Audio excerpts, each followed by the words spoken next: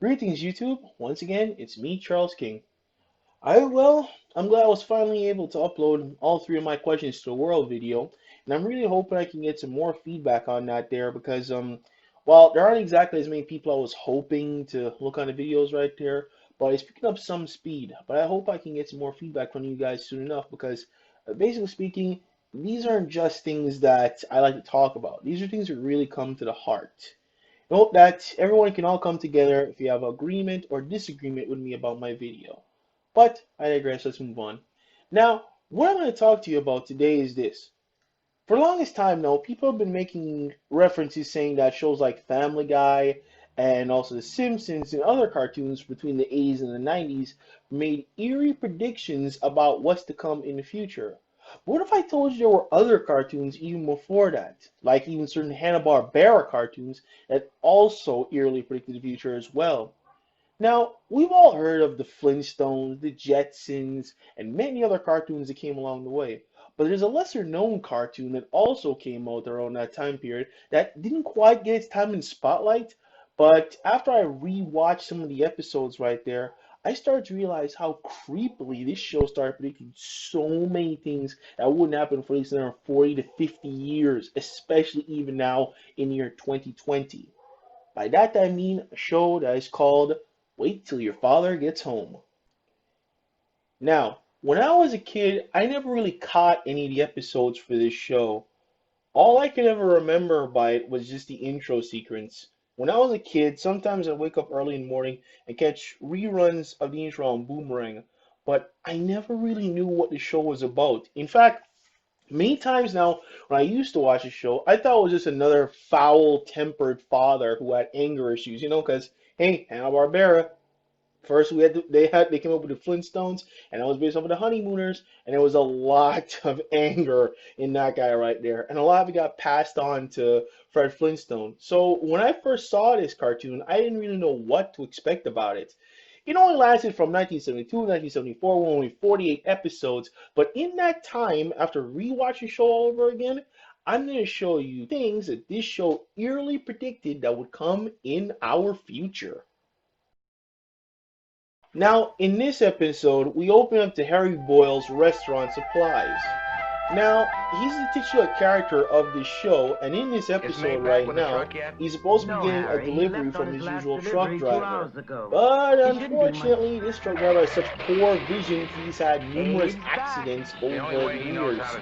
And in this episode right now, he's actually considering letting him go due to the always tragic incidents about everything he can't see. I'm sorry, Harry. I'm just running into a streak of bad luck. And the first thing that happens to him when he gets home is his family immediately accuses him of being anti-Semitic because they're assuming that the main reason why they got rid of him was because of the fact that he's Jewish, not the fact that he keeps on messing up inside the job. The father has to keep on trying to justify the situation, but all they can do is keep on saying how he's just being prejudiced. When I get only two? Anti-Semitic? Gold in my ear couldn't have done more for him. Shortly afterwards, an African American shows up at their doorway trying to sell magazine subscriptions to them, but he already tells them that they have their fill. But unfortunately, his family does not see it that way. They just see him as shutting him away because he's black, and instantly assuming that just because he's black, they're supposed to support him in whatever endeavor he comes in. Now, I get that this is still a time right after when the civil rights movement is really starting to swing around, but still, this is nothing to really do with that kind of stuff. This is just some guy who's just trying to earn some money by selling magazines. He didn't turn him away because he hated him for his ethnicity. He just didn't want to buy any more magazines. Then on the next day, his family convinces him to put out a newspaper article saying that they'd be looking for minorities in order to replace the guy who's been crashing all of his trucks. But unfortunately, the fact of the matter is, instead of actually putting people who are qualified for the job, all these groups you're just looking for was just so happened that you could put in somebody from the Chicano group, the Native Americans, and also African Americans as well too. Now, again, it's okay to want to hire people because you don't want to see them going without a job, but not just because of their ethnicity, because that kind of defeats the purpose of the civil rights in the first place. The civil rights was not to get special 90 million treatment blacks in based on America, your roughly ethnicity. 10% It's of the that your population. ethnicity doesn't How many black matter men do when you it comes presently to employ? hiring Well, you for an none. occupation Not or for when one? you're going Oh, I out. It's have only basically to 6 see you as employees no altogether. differently Still, as I'm certain anyone you'll who rectify comes to this their door. unfairness. This is why I bring this up, and I hope no one takes this the wrong way. What happened to George Floyd in life was a terrible, terrible tragedy. What should have happened to him should have never happened in the first place. And the person who did this, I hope that person gets to see what real justice is like and know what it's like to really have fear in your eyes. But I digress. The point is, there are other people out there who are taking advantage of this situation and using it to appear like they actually are caring about the struggles and suffering for certain ethnic groups, but at the same time, it doesn't seem like they're really trying to introduce them more into it, but in a way trying to replace people in that process. Now, characters like Missy from Big Mouth and Cleveland Brown from Family Guy and The Cleveland Show, respectively, were always voiced by Caucasian actors. And I didn't really see it as too much of a problem at the time. I mean, characters like I mentioned, like Missy is a woman of mixed race. That means that she has a black father and a white mom, which means that yes, I know she's predominantly black, but at the same time, she still has Caucasian ancestry as well. So I didn't really see it as a problem for her also being voiced by a Caucasian actor. And the voice actor for Cleveland Brown is a longtime friend of Seth MacFarlane, who created Family Guy. So basically speaking, it wasn't surprised that he would let one of his friends voice a character inside the show. But during this time period right there, they decided that they're going to replace these voice actors with people of ethnic backgrounds. Now, no problem if these people can be able to pull off the voice, but after hearing Missy's voice in the later season of Big Mouth, it just didn't quite hit me as well as the original one because Missy was always a more awkward character inside the show, and the new voice actor makes her sound way too smooth. Now, don't get me wrong, it's okay that they're replacing her with an African American actress, but at the same time, I don't like the reasoning behind it because, for example, right now, they introduced a new character into the show who is a transsexual, and this transsexual is actually voiced by a real life transsexual who came from that old Disney show called Hey Jesse. Now, the reason why I enjoyed these characters is because they actually took somebody who knows what it's like to be like that in the real world so they understand struggle. So I would have said it would have been more better to introduce characters who are ethnic, and that would make it a bit more better than just replacing characters just for the sake of what happened to an unfortunate individual of racial profiling below this episode. In In this today's episode, generation, we they're are saying not that there is no polarized real into difference boys and between boys and girls. girls. We're They're people. just people. Now, look, I was at the hospital when you were born, and the doctor did not say to me, "Congratulations, you're the father of an 8-pound people." He distinctly said, "Girl, that's what you are, and you should be proud of it." I prefer to think I'm a person. Does this look like a person's room? Now look around, Alice. Pink is not for people. Daddy, all I'm saying is that the differences don't matter anymore. I'll believe that when I see a restroom marked, "To whom it may concern." If only you knew what was coming up next. If only you knew the next 40 odd years from now that soon there'll be multiple different bathroom signs. Because there was actually a video going around where this guy was claiming that there's not just what's the word again? Oh yeah, there's not just this amount of genders. Some were saying there were like at least like about maybe 7 genders. Some were saying 100 genders. Some were even saying 100,000. But this guy actually came up and said that there's at least 7 billion different genders. That's right. For each individual on this planet, there's a different gender. I think that's an exaggeration and confusion. No, I disagree with you. In fact, I would go as far as to say there aren't 100 genders. There are maybe 7 billion unique genders, one for every single individual on the planet. Heard that right, folks. He believes there's 7 billion different genders for each different individual on the planet. Now, I've never really just taken the idea that there are only 7 billion people on this planet because, hey, that's only the people we can find. And who knows how many unregistered births happen all over the world every day. But I digress. The point is, now, here's where things contradict itself. They keep on saying that we're not supposed to have these expectations about individuals. yet they're using the same idealism in their speech right here. Let me get this straight. The guy says that when it comes to genders between men and women, there's certain expectations that they're going to think that come from them. Masculine men, feminine women, and yet that's not always the case.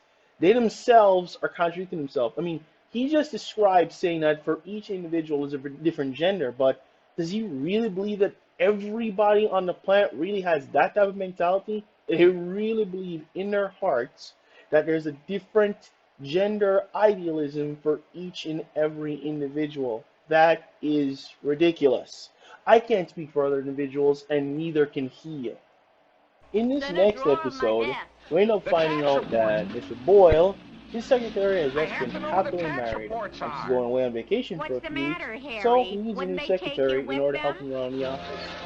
And the agency sends over a few Oh, people believe in me, order Mr. to see how Brisbane, we're well they known can for fit our in the temporary efficiency. spot. Would you hold But on, just please? like What do you always, mean you this can't show find the makes an supplies? eerie Hold on. prediction about Just one big female happy family here, relationships Mr. in the Brisbane. office. Now, for the longest Next time now, Tuesday? women have What is always the been seen date? as second Goodbye. class inside these stories.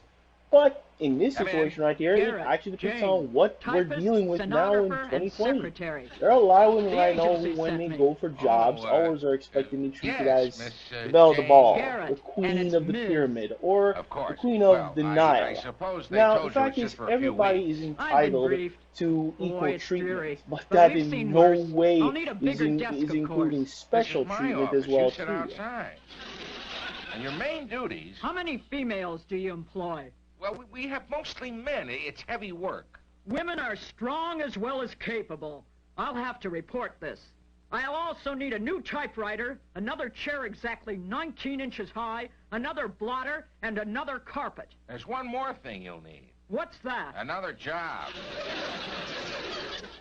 How many words per minute do you type? 90. How many men work here? 11. How's your shorthand? 120 words per minute. How many are married? All of them. Well, your statistics sound good. Well, yours don't. You wanted a part-time girl? Not part-time, full-time, but only for a few weeks. Place going on a business, huh? Well, it figures. Is this the little woman? Yes, it is. Well, if that's your taste, I guess I'll be safe. I get 200 clams a week, come in at 10, leave at 4, coffee breaks at 11, 2, and 3. How's your typing and shorthand? What is this, the 3rd degree? This basically represents on how some women have their mentalities when it comes to this type of stuff. Now, again, like I stated from before, everybody is entitled to equal treatment. That means mutual respect and understanding. But these women don't exactly see it that way. Each and every one of them were looking out for basically themselves. And that's the thing that's been happening a lot more often these days. It's like this wave of, it's third wave or fifth wave feminists. I'm not 100% sure, but one thing I know for certain is this: it has become something less about women's rights than it becomes more about the rights for that certain female individual. Countless times now, they keep on making claims about unfair treatment when the fact of the matter is they themselves are no different with how they want to be treated. They want to be treated like they're the top of the pyramid. Like, just because they're women, they're entitled to all of this stuff. But that's not how the world works. You can only get what you give out. You can't expect to be treated like a queen just because you're a female. That's not how it works, ladies. You want something, you have to earn it. And I mean that in a respectable manner. Now, in this episode, Harry's wife ends up getting a job as a secretary. There in a minute, Not bad. I'm actually okay with the premise for most of this episode. It's just, in the later part of the show, they actually bring up something that, like I said before, eerily depicts on what's to become in the future. Now, like I said, everybody's free to live their life however they seem to choose. However, there seems to be a narrative inside this episode where people are trying to enforce in the real world. But you people decide whether or not this was an ear depiction or just a coincidence.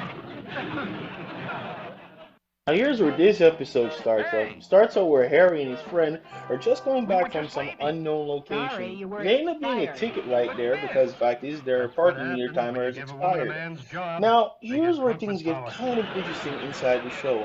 Right now, they're talking about the female president and everything like that. When this guy says he's afraid that one day that the president may be wearing pantyhose.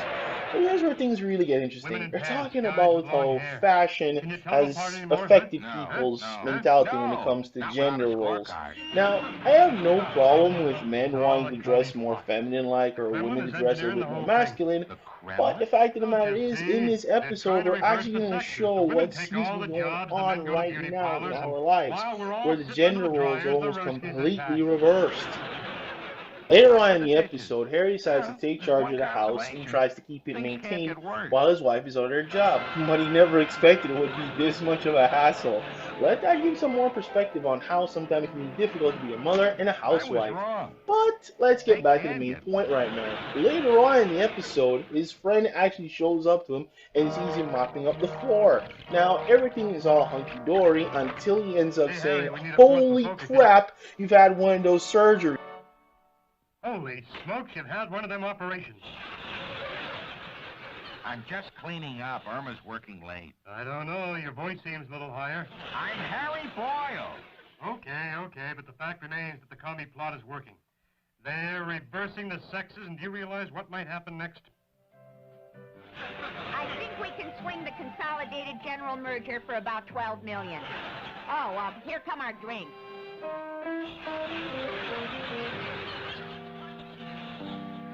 Boy, is he stacked. Jaws, cigarettes. Sex symbols, that's all we're going to become, sex symbols. And now, the winner of this year's National Beauty Pageant, Mr. California.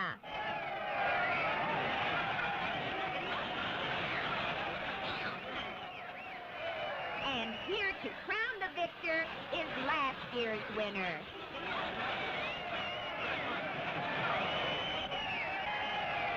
There he goes, America's beauty. Look at him, and he a cutie. Until finally the switch will be complete. Hello, darling. Are you all right?